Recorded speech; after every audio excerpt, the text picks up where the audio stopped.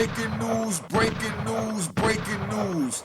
P. Diddy gets slammed for calling the prosecution charges racist. Sit back, listen to it, how it play out. They go through the history of the white slavery charges so you understand exactly what's going on. This is a you don't want to miss program. Make sure you subscribe to my daughter's YouTube channel at Juanita Mecca Audio. Let's keep it moving. All right.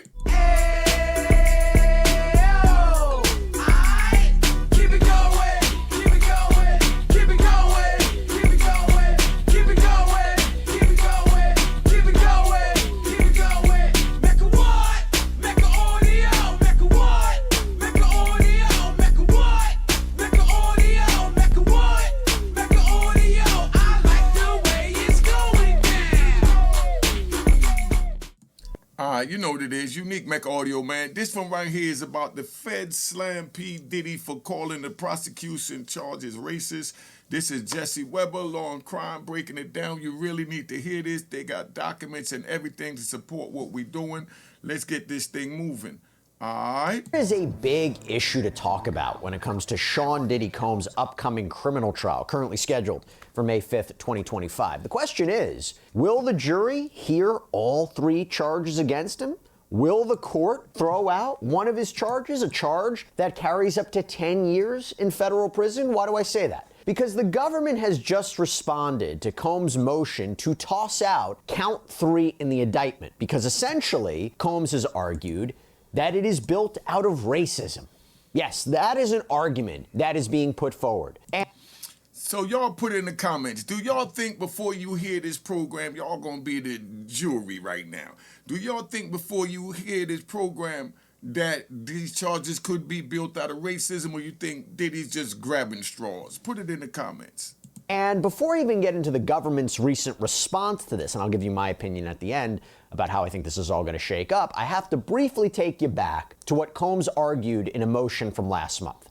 So the main gist is that Combs is being selectively prosecuted because of his race. That's the argument put forward by he and his defense counsel. That what makes this case so, as they say, unprecedented is that, quote, no white person has ever been the target of a remotely similar prosecution. And really, the focus is on count 3 in the indictment, transportation to engage in prostitution. And I'll tell you what, I'm going to actually read you what this charge is from the superseding indictment in this case. It reads, this is what this charge is. Pay attention to it and read along on the screen, but we're going to walk through this as a jury right now. From at least in or about 2009 up into and including in or about 2024 in the Southern District of New York and elsewhere, Sean Combs knowingly transported individuals in interstate and foreign commerce with intent that the individuals engage in prostitution, and attempted, aided, and abetted, and willfully caused the same, to wit, Combs transported, aided, and abetted, and willfully caused the transportation of female victims and commercial sex workers in interstate and foreign commerce on multiple occasions. All right, so let me ask you this. So could they charge the Uber driver that takes a escort or a prostitute or a stripper after they raid the club and say they was in there stripping? Could they charge that driver or that transporter with prostitution with this same charge that they charging Diddy? Because that's what they're saying. He transported an Uber transport you. Let's see how this play out. Not picking sides, just picking fun so y'all can see how crazy these charges is. And this is what they got a billionaire and one of our first black, hip-hop billionaires, locked up for. Pay attention. With the intent that they engage in prostitution. Now, Sean Combs argues that these allegations, the ones that I just read you, have never been brought before under this specific statute, namely the Mann Act, or what it used to be referred to as the White Slave Traffic Act, which, as Combs describes in his motion, has a, quote, very troubling history as a statute with racist origins, that it was used to target black men and supposedly protect white women from them. That's a quote from Sean Combs' previous filing. But that's a statement from out of the case law when this first came out that Sean Combs filed in his motion that I noticed Jesse Weber skipped over telling you that these is quotes that he's using from the first white slavery crimes that they use, and they're using white slavery crimes now from back in the 20s all the way up here in 2025 on Diddy, 100 years later, to bring Diddy down. Listen to this. Combs explores that in his filing, explaining that the specific statute that makes up count 3 in his indictment, it was enacted by Congress in 1910. And that, quote, the statute was born out of hysteria that white slavers were preying upon young women, coercing them into prostitution through threats, intimidation, and force. Now, that's exactly what Diddy's charged for in 2025. We talking about a 115-year-old charge they went to go get P. Diddy on. And they said they got all these sex tapes, and there's no sex tapes, you know, except for the one that Cassie turned over with her and Puffy having what they themselves labeled as freak-offs, because it was just the three of them with a male sex worker that she chose, a location she set up, and then she called Diddy and said, yo, I got the freak-off all set up. All this is coming directly from out the court documents, so you rat bastards that want to look for something to nitpick and say Unique is defending Diddy. No, I'm not defending Diddy. If Diddy's guilty, he should get sentenced the same as I did when I was guilty and violated the law. But we know that the same way I had a right to be presumed innocent until a jury of my peer is the same way Diddy and anyone else do as well. Let's finish this. Remember, this is a 1910 law. Combs continues, the statute's target was black male sexuality. And from Jack Johnson to Chuck Berry, the statute's most notorious prosecutions targeted famous black men accused of deviant sexual behavior. This case continues the trend. So he starts by arguing that the charging decision in this case by prosecutors shows an improper bias, that there was a discriminatory effect and a discriminatory purpose. Keep those two in mind. We're going to talk a lot about it in a minute, a little bit later.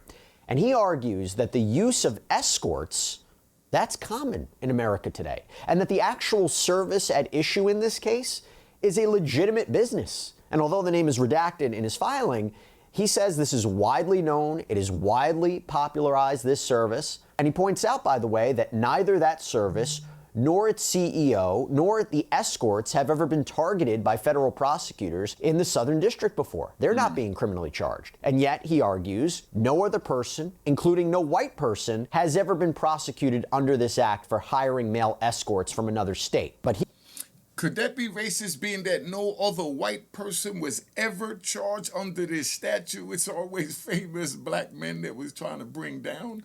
Pay attention to what's happening in 2025, y'all. Don't sleep. And you know the old saying, you sleep, you weak. Don't wake up crying in the morning when they wind up picking you up, saying that you flew a girl you met in Cancun up to New York City to hang out for the weekend, and y'all had, you know, a good time, and she go back, and then now she filed charges saying that you transported her and sexually assaulted her. Pay attention. He claims he is the one who has been singled out, a very successful and powerful black man. Again, selective prosecution. And then he argues, look at other cases. Look at other high-profile white men who have or allegedly have engaged in similar conduct. And he cites former New York Governor Eliot Spitzer, who ultimately wasn't charged for allegedly being involved in an international prostitution service. Whatever happened to Eliot Spitzer? Somebody put it in the comments. Pay attention now. This is deep. This is Diddy going at him now. And remember, his black lawyer wound up quitting, said that under no circumstances he could work with him. Maybe it was because they was pulling this card. Or was it? So Combs' lawyers argue this is all circumstantial evidence of discrimination. And to further prove that, they argue the way prosecutors have handled this case shows a bias, that they have gone out of their way to humiliate Sean Combs, to prejudice a future jury pool with their pretrial publicity of the case. We're going to talk a lot about that a little bit later on too. So in the end, they argue either count 3 should be dismissed entirely, or in the alternative, they're asking the court that they order discovery regarding the government's charging decisions, meaning allow us to investigate why and how the government decided to bring this charge or these charges. Quote, to obtain discovery on a selective prosecution, a defendant need only produce some evidence of discriminatory effect and intent. In other words, a defendant will satisfy that preliminary burden by adducing, quote, some evidence that similarly situated defendants of other races could have been prosecuted, but were not. And that standard is easily met here. So that is the defense's argument. Throw out count 3, or at least allow us to investigate it about why it was brought, because there might be some racial undertones. Do you think that was a bad request, or a desperate request, or just a simple request by P. Diddy? But before we go any further, Ron, now we're going to talk about that later. Let's finish riding. By the way, little sidebar here, imagine this. All right, so now, check it out. So this is where we at. We got a thing called Cashbox that we getting ready to come out with. I don't even really push the Cash App no more because I've been getting ripped off. I'm going to keep it 100. You know, they duplicated my account. Contact Cash App. Cash App didn't do nothing about it. So I contact my man. My man said, don't worry about it. What we'll do, we'll just start our own. So we started our own with what they call a virtual vault in the middle. So when someone sends money to you, it alerts you when that person goes to pick up the money. And then you look at your alert and you verify if that's the right person and that's the right amount. And then you release the money. But the money is not released in their account until that virtual vault alerts you that the money is being accepted by who you sent it to. So that's where we at. Don't say I didn't tell you. We don't need to hear all this old extraterrestrial talking about we fighting and beefing because we sent the money and the money didn't get there, because now we know with Cashbox. All right? Offering no more than his say-so, the defendant makes the outrageous and illogical claim that federal prosecutors brought one, and only one, of the 3 charges against him on account of his race. Tellingly, the motion fails to mention that the other counts of the very same indictment allege that the defendant engaged in horrific and repeated acts of violence and sexual coercion, harming multiple victims over the course of multiple years. That context alone defeats the motion. And the prosecutors argue that race didn't play a factor into the charges that Combs faced, but rather he's facing these charges because of his, quote, own violent, abusive, and criminal conduct. And what is that conduct? Let's get a little more specific here, because what makes up the racketeering conspiracy charge, the sex trafficking charge, the prostitution charge? Well, the allegation is that Combs engaged in a pattern of abusing women, verbally, emotionally, physically, sexually, for years. And that included transporting women and commercial sex workers and coercing and forcing women to participate in sex acts for his own desire, that he would use drugs or threats or power to get them to do this, to get them to do what he wanted. And how did he carry all this out? Allegedly using his power, his resources, his business empire to carry all of this out, and his practices are violations of federal laws. So in other words, the government here explains that count 3, the count at issue, that transporting of people for purposes of prostitution, is exactly what makes up the core of this case. Quote, the indictment thus makes clear that the transportation alleged in count 3 served the defendant's abuse of victims. That count alleges that the defendant transported the same victims identified in earlier paragraphs as victims of abuse. That count also alleges that the defendant transported commercial sex workers, which corresponds to the allegations in earlier paragraphs that the defendant coerced female victims to engage in sexual activity with male commercial sex workers. All 3 counts of the indictment, thus, on their face, charge a common course of conduct arising out of the defendant's abuse and sexual exploitation of multiple victims. Okay, so they're saying it's all connected here. So what does the law say about all this? Well, as the government explains, a defendant who is challenging the government's decision to prosecute, so not challenging the charges, but challenging the motive behind deciding to charge a defendant. In order to challenge that, the defendant bears a very heavy burden. And that's because prosecutors, quote, retain broad discretion to enforce the nation's criminal laws. And they cite case law in support of this. Now, I have to clear something up here. Selective prosecution is not a criminal defense. In other words, Combs' attorneys can't argue in front of a jury in May that prosecutors brought this case because they're racist and therefore he should be found not guilty. It doesn't work that way. Arguing the prosecution hasn't met their burden of proof or that everything was consensual, those are defenses. Not this. But as a separate matter, as a way to get the charge potentially thrown out, you can argue selective prosecution. But as you can see, as I'm mentioning, it is not easy. What do you have to prove as a defendant in order to claim selective prosecution? Well, as the government lays out, quote, to establish a claim of selective prosecution, A defendant must present clear evidence that the decision to prosecute not only, one, had a discriminatory effect, but was also, two, motivated by a discriminatory purpose. It's like what we mentioned before in Combs' motion. Effect, purpose, and we're going to get a lot into that. So the government argues that Combs' motion fails to meet either prong, and we're going to break down why they say each prong doesn't work. But I thought this part was interesting before we even get into the prongs here. The prosecution writes, the defendant spills much ink detailing the origins of the statute charged in count 3, but he cites no law indicating that the legislative history of a statute has any bearing on either prong of a selective prosecution claim, and he makes no attempt to connect that history to the applicable test. Basically, they're saying all that stuff about the history of this law and all that, it's irrelevant. It's irrelevant to the analysis. So it made me wonder, are the prosecutors suggesting, yeah, you got a point. The law does have a troubling history, but doesn't matter. Doesn't matter in terms of the analysis. So let's talk about the analysis. Let's talk about what a court's going to consider or potentially consider. Again, two-prong test to show selective prosecution. The first prong, discriminatory effect. So to prove discriminatory effect, a defendant has to establish that others in a similar situation to Sean Combs have been treated differently, like they weren't prosecuted and that Combs was, that he was singled out. And the prosecutors first address Combs citing other situations, like the Elliot Spitzer case that I mentioned before. Or, Combs mentions this as well, how clients of that escort service that he may or may not have used, the one that's at issue, that they weren't charged under the Mann Act. Okay, because that's the same thing like Hugh Hefner wasn't charged. Why they never charge Hugh Hefner? That's the main one. Hugh Hefner did the same thing that Diddy's doing right now, minus all that other stuff that the prosecution allowed you to believe that was happening, because we didn't hear about any sexual violence, nothing with no kids. All of this crazy stuff, the rape, none of that didn't come up. You know what I mean? Just this sex tape that, you know, he has to deal with, but with that sex tape, it shows Cassie enjoying herself and calling the shots. I mean, I'm not picking sides. I'm just calling a spade a spade.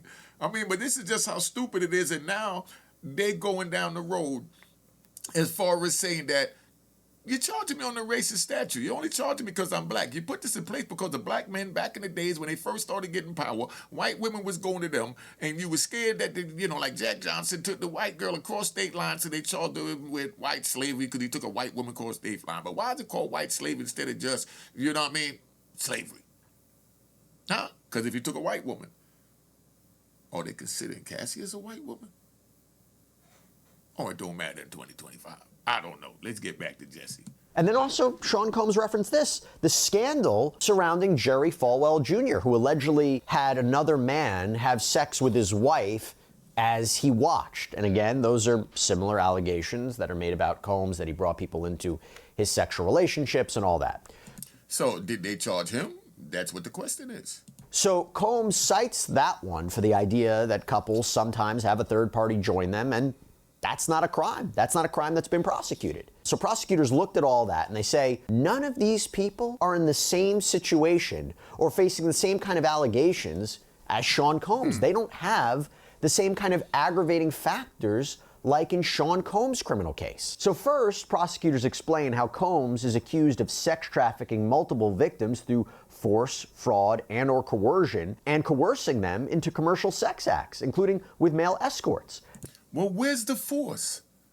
That's all I want to know. Somebody tell me where the force is. I mean, because the lawyers don't see it. The lawyers wasn't giving it. We wasn't seeing it, but we seen it all on social media where everybody ran with the image that the prosecution put out of what took place. That's why he's accused of violating the Mann Act. This is not like any of those other incidents cited by Combs.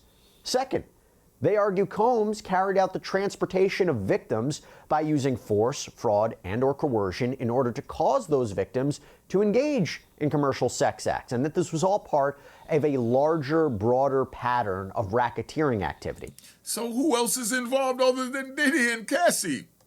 In other words, the Mann Act, or the White Slavery Trafficking Act that Combs has an issue with, count 3, the one he wants to throw out, that charge stands together with other underlying crimes to make up the specific racketeering charge that he faces, racketeering conspiracy.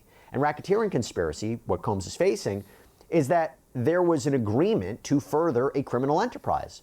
And prosecutors argue here that the transporting to engage in prostitution, count 3, stands together with other underlying crimes of the criminal enterprise, like arson, narcotics distribution, bribery, obstruction. It's all part of the same thing. There's a connection here. And that this alleged conduct overlaps, and in the same way Combs used his power and his resources to allegedly build an illegal criminal empire, he also allegedly used his power and resources to fund transporting people for purposes of prostitution. That's the allegation. And all of that to say this, quote, nothing in the motion, nothing in Sean Combs' motion, suggests that Spitzer, Falwell, or the other clients of the escort services transported escorts as part of a pattern of racketeering activity, or that they committed any other crimes whatsoever during the same period when they engaged in commercial sex.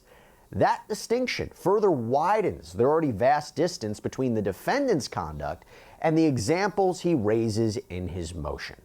Yo, so they saying that that the other victims didn't transport anyone. So Diddy's in trouble for transporting females and sex workers on his private jet or paying for them to ride first class.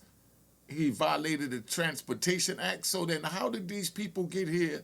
For Spitzer and the other people, he never paid for Uber, a New York City yellow cab. I'm just saying, let's get this moving. Third, prosecutors argue that Sean Combs is ignoring that he allegedly violated the Mann Act, not just by transporting escorts, it's not that simple, but also transporting victims of sex trafficking. So therefore, you can't really cite other people who just simply paid escorts. This is very different. Quote, examples of other individuals who may have paid escorts but were not involved in the transportation of victims of trafficking are thus inapt. Fourth, they argue Combs doesn't show that those other people he mentioned, they would have even met the elements of the Mann Act to be charged. That Combs doesn't cite any evidence that Spitzer, Falwell, or the other clients of that escort service transported anyone across state lines for purposes of commercial sex. And there's no indication that Falwell even paid anyone to engage in sex acts. Well, you know what this sounds like? And don't be surprised if this judge do it, because the judge has been a really fair judge on both sides. Don't be surprised if they call an evidentiary hearing for this, because the prosecution is saying he didn't argue this, he didn't argue that. He's not saying that he's wrong. He's just saying he didn't argue that. He didn't show how Spitzer transported people. He didn't show how it was multiple this. He didn't show that. So that is when they call for an evidentiary hearing, where they come in and they bring their evidence together, and then the judge hear the evidence, and then he make a decision on the motion. So don't be surprised if they call an evidentiary hearing on this issue right here, dealing with race, because Diddy have a strong claim, whether you rat bastards and flip-flop wearing in public, trolls won't admit it or not. And see the outfit I'm wearing? It's for my man Ock Joint. It's called Bigger Than Life. All right? This outfit is Bigger Than Life. You can find it at Bigger Than Life, life spelled with Lyfe. BIGGERTHANLYFE.com. This the Bigger Than Life gig. You know what I mean? The joint crazy fire. Alright. Rather, the article that Combs cited in his motion about Jerry Falwell Jr., all that article simply suggests is that a third party consensually participated in sex acts with Falwell and his spouse. So in other words, this goes to a larger argument put forward by the prosecution that this case isn't about simply Sean Combs having group sex or inviting somebody in to have sex with a partner of his while he watched. It's much wider than that. So the government explains it best like this, that if Combs really wanted to make the proper comparison about somebody who was just like him and wasn't charged like he was, quote, far afield from the examples cited by the defendant, a similarly situated individual to the defendant would be somebody who engaged in violence and coercion as part of a pattern of racketeering activity and who transported not only escorts but also victims of that violence and coercion. Because the defendant's alleged criminal conduct is considerably more serious than anything he accuses these individuals of, he has failed to identify any similarly situated individuals who were not charged. This is fatal to his claim. And none of them dudes was charged with the RICO and all of this. I mean, come on, dog. How many scandals have we seen throughout our lives with these sex scandals and all of this? And none of them get dragged into a federal court for RICO and their house raided and everything else. Come on, dog. Also, prosecutors point out that Combs doesn't even argue that the entire indictment is improper selective prosecution, but only count 3. Wouldn't he have to show someone who was charged with racketeering conspiracy and sex trafficking but wasn't charged with the Mann Act to make a proper comparison? It's a fair argument, and yet he doesn't. And the thing about that is the government argues that there are cases in the Southern District where this case is being heard, this very jurisdiction, where you have people of varying races who were charged with the Mann Act and sex trafficking, like wealthy fashion executive Peter Nygaard. What about the RICO? A white defendant who was charged in this district with racketeering conspiracy, sex trafficking, and Mann Act violations. What about the RICO? Or what about Ghislaine Maxwell, right? The white Jeffrey Epstein accomplice charged with sex trafficking and Mann Act violations. And prosecutors cite other cases. What about the RICO for her too? See, nobody gets the RICO but a black man.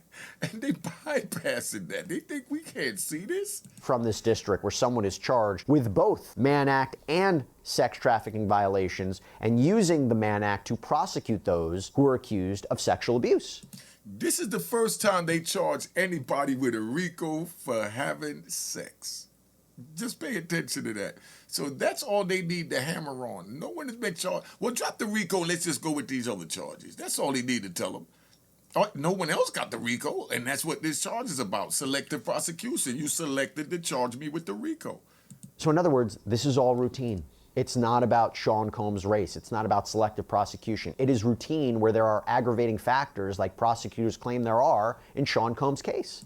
So you tell me Jeffrey Epstein couldn't get a RICO charge when he had this girl going out picking up people, other people picking up people. That's the 5 or more people we know. We don't even know who Diddy's 5 or more people is. They write, quote, contentions that a handful of individuals were not criminally charged out of the millions of individuals who reside in or otherwise subject to potential prosecution in the Southern District of New York are plainly inadequate to meet the requisite threshold to demonstrate discriminatory effect.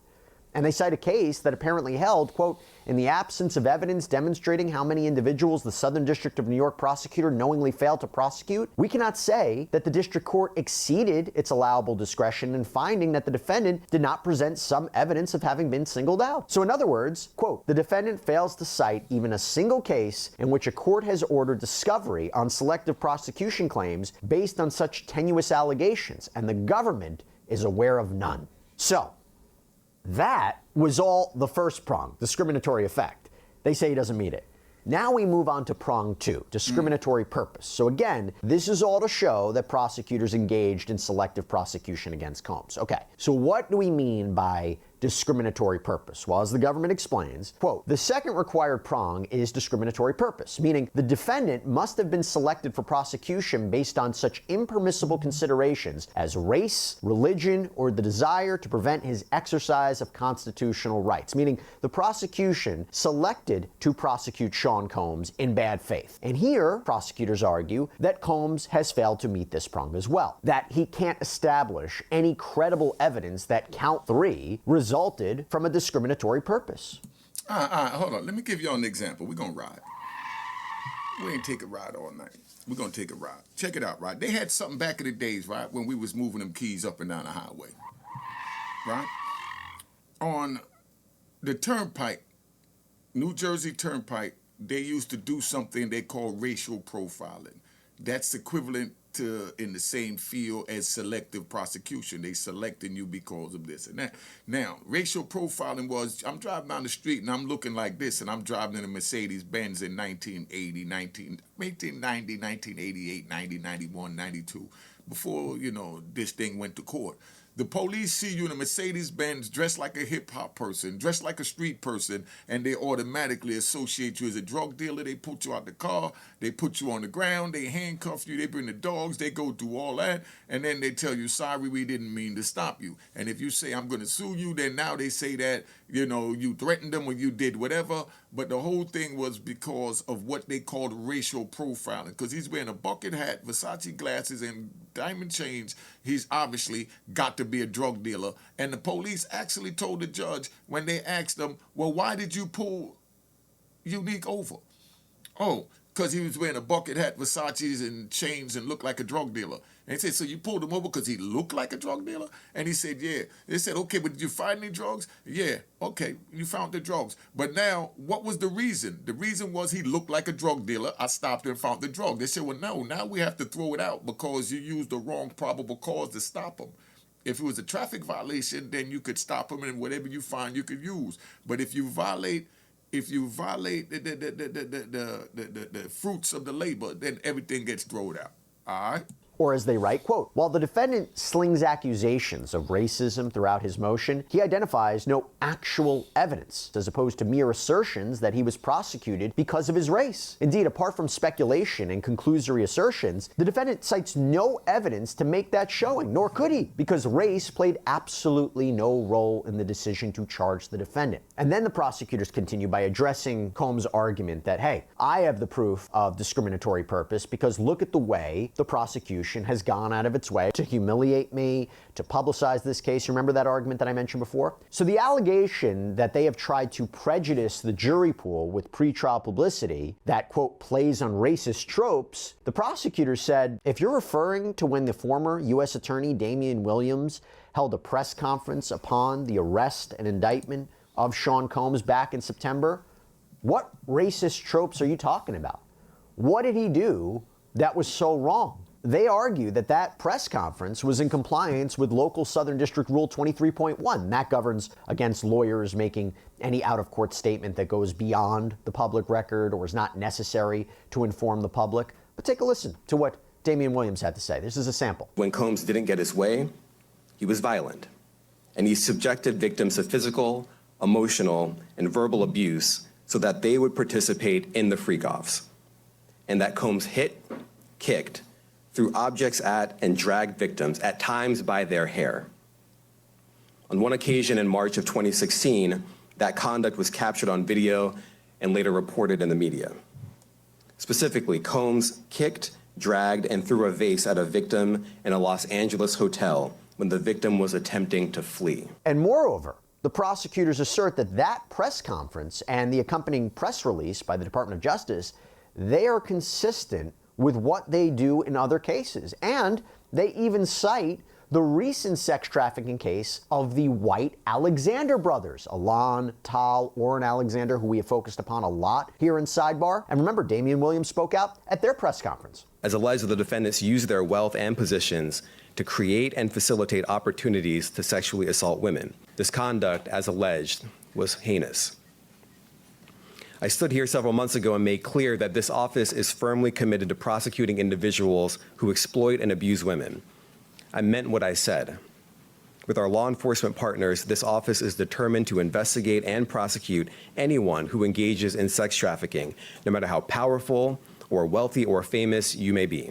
So the idea here, pretty similar to the Combs press conference, right? And from there, prosecutors address the other evidence that Combs says proves there was discriminatory purpose. For example, quote, the defendant complains that he was not permitted to surrender and was instead arrested by federal agents. This is about when he came to New York and he was ultimately arrested at his hotel. Quote, but the decision not to permit a defendant charged with committing violent crimes, engaging in obstruction, and sexually exploiting victims is entirely consistent with the practice of the U.S. Attorney's Office in other cases. And again, does not provide any basis to infer racial animus with respect to count 3.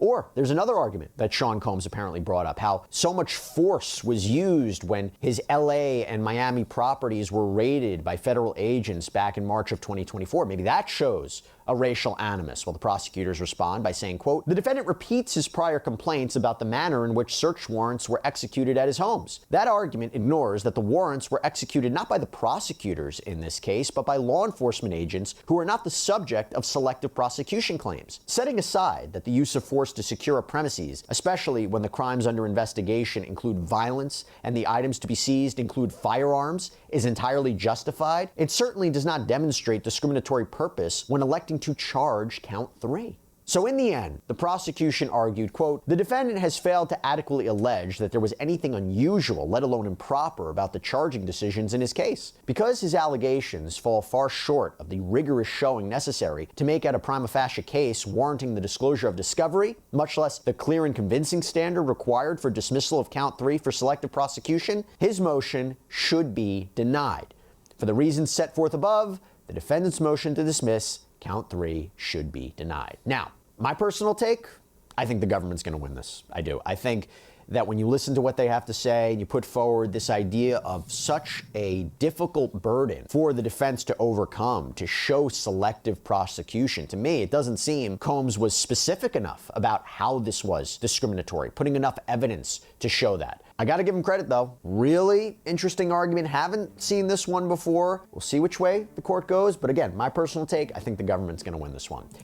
All right, so that's what it is. All right, so now y'all sit there, you put in the comments, you let me know. Make sure you go subscribe my daughter's YouTube channel at Juanita Mecca Audio, Unique Mecca Audio Prison Stories, and Mecca Audio TV, and cop my man's gear, Bigger Than Life, life spelled L-Y-F-E, Bigger Than Life, LYFE.com, and be on the lookout for Cashbox. We in the house. All right.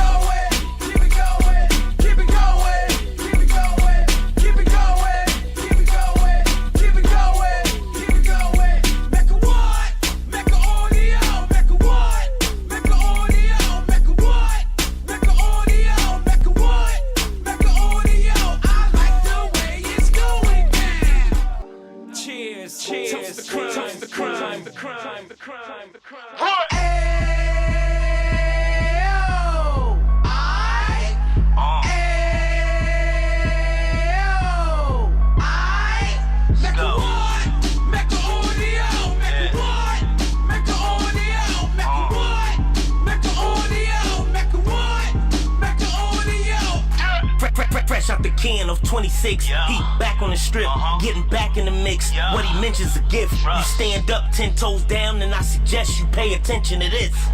Take a little gully posse and put it in Harlem. He cut from the bottom, came up from the bottom. Drop the book, you should go and get it. The Instagram page and the YouTube, you could go and visit.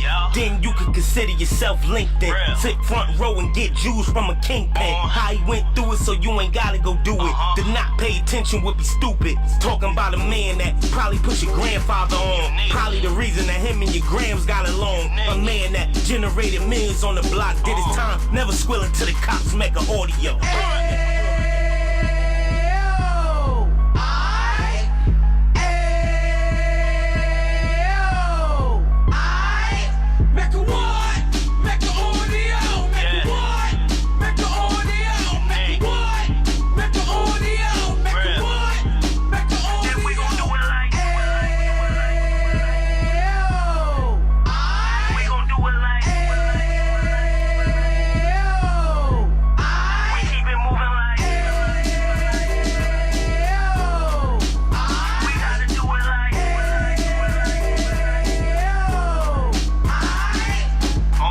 Get it live like 2 G's in the 90s. Drop top beamer so shiny. I let shorty go, she was whining. Treat her like my past, she behind me. Spend a couple bands on the Dapper Dan. You be back again, getting green like a Packers fan. No cap, it's a raw in uptown. They be horn uptown, Dominican bust downs. Now we on the positive, we got a lot to give. Now he trying to stop the kids from being inoperative. So take heed, homie, lend an ear. He started in uptown, he gon' finish dead. But now it ain't about selling drugs, buying cars. It's about buying property to make the community ours, so we can give back to the